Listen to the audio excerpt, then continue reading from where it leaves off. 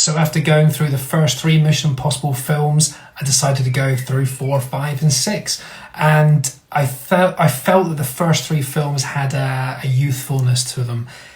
Straight away from the beginning on Ghost Protocol, there is a maturity. There is a weathered and established career for Tom Cruise here in this role.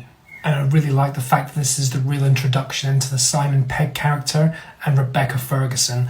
And to be fair, the reoccurrence of familiar characters and harking back to older characters as well really brings the narrative of this storyline together, which I think why it's so successful, because we like the characters and we want to see them more and come back to them at a later stage as well.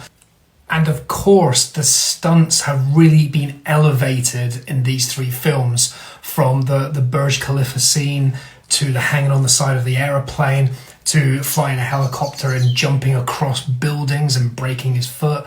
So the intensity continues and to begin to escalate from film to film. But as I said, I really love the fact that these are knitted together so well.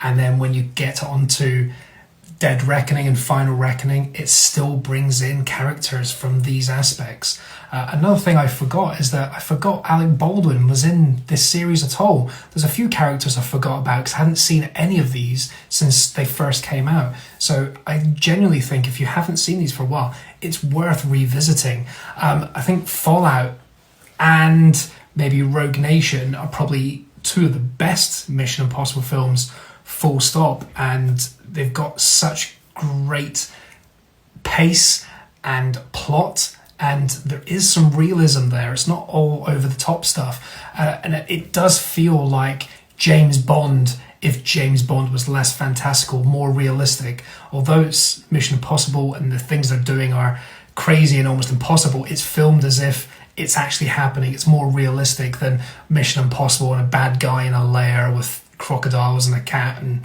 it's real villains and stuff that we're seeing in today's news, things that are kind of happening right now. So there is a believability there.